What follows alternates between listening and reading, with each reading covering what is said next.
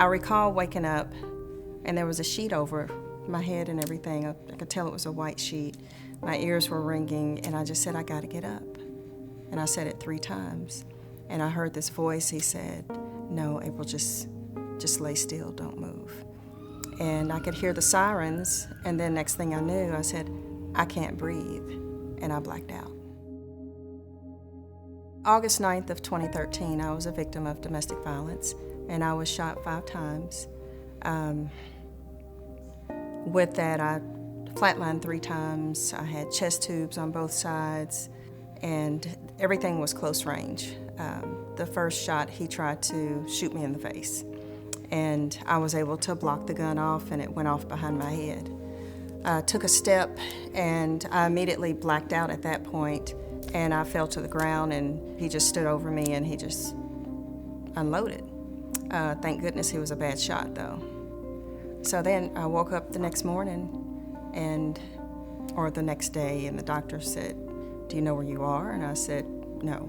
I was at UK, and I think I was there for probably 2.5 weeks. I never asked why. I never cried about it. I think even though I never heard the gun go off, I never felt the bullets go in. The pain was something I never want for anyone to experience. However, I continued to push forward because I was still alive and I wanted to live the best life that I could. So after that, I went over to Cardinal Hill. And that's when I learned that I was paralyzed, because I had never heard that word before, or if I did, it just never registered because I was so highly medicated. So I went to therapy with the PT therapist and, had a lot of fun and pushed myself. Over a period of time, I just, I started thinking, okay, I've got to, take care of myself. I got to get in better health. But I had picked up some weight from just, not moving around. And so I decided to look around and try to find a trainer. And ever since then, we've been at it. This is, I guess next month it'll be 2 years. And I've lost 180 pounds. My core is stronger than it was before I was injured. So then I was at the PT clinic. Well, I was with the PT students, and I was a mock patient for their clinic. I was telling my story, and the PT that was there, she was like, well, we're gonna do something different. And she says, I'm gonna have you to stand using the parallel bars. I said, okay. So we went into the parallel bar. She has great upper extremity arm strength, and the students were on the side, so I stood her because they were looking at me like I wouldn't have even thought to do that. And so I just supported her legs, and she literally popped up into standing, using her arms a good bit. But first time she was up 2 or 3 minutes. That's pretty unheard of for someone who hasn't done it. Is this where you say squeeze your buttocks and push forward? Yeah, right there. Look at that. There you are. I'm just making. Nice job. It showed me the abilities that she has and the drive she had, and she was super excited.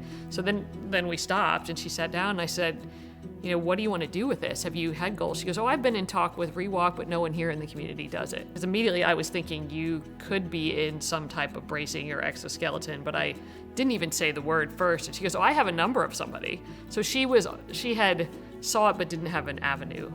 Even though she said it, I guess it just never registered in my head at that point until December came along and I got a phone call. And we started working and just kind of talking about things, how things could happen, what was going to be needed, what I needed to do and everything, and just making sure I was going to be a good candidate to be able to use it. And next thing I knew, I had a phone call with a date. So here we are.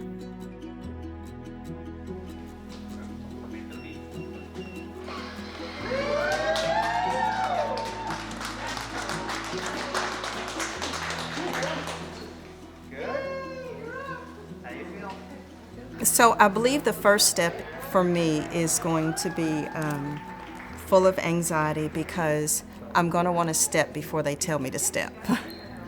As a little girl, my dad always told me you can be anybody you want to be, you can do anything you want to do. And throughout the last 9 years, you know, there's people saying, oh, you can't do this, you can't do that. Whatever, I'm going to prove you wrong every time. So that's the worst thing you can tell somebody that's determined. I can't find the words to explain what this feels, but I can tell you the emotion is 150%. I think it's tears of joy from pain, resilience, and success. And it's just going to keep pushing me forward.